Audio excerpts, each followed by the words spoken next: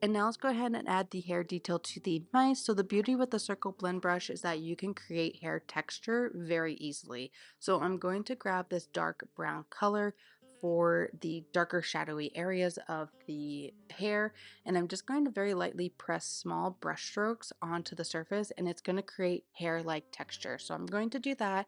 I'm adding in all the darker areas first, and then I'll add in some lighter highlighted areas next. And again, be mindful of where shadows are. So I'm just placing it mostly to the right, underneath where the apron is, where there would be shadows.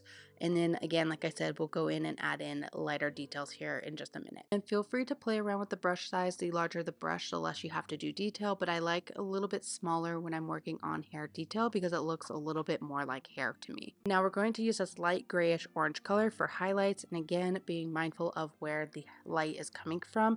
I'm going to do it on the top and left of the mouse, and then I'm going to use that color to kind of blend it in, and then bring that original color back in to kind of tone these out and blend it even further. Now that I have the light color and darker color added, I'm just going to grab that original orange color and blend this out.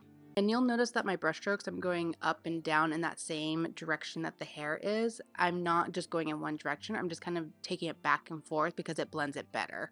And now all we need to do once we have the hair done is add in those final details. Now let's go ahead and add the eyes to the mice. So we can create this on the same layer as the hair layer that we have. And I'm just going to grab a black color. So it's not in the color palette. So I'm just going to go find a black color. I'm using that circle brush. And I'm just going to, again, add in the shape of the eyes here on that hair layer that we have for the mice. Now let's grab one of the white colors from the color palette, and I'm just going to add a little dot to the eyes to show that they're reflective. Now I'm going to turn the alpha lock off for this layer. I'm going to add the whiskers. If you have that alpha lock turned on, you won't be able to add whiskers.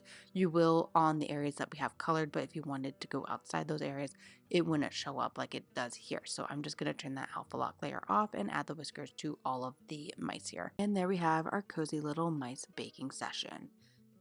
Thank you so much for following along with me today. Let me know in the comments down below what you would like to see next, and I'll see everybody in the next video.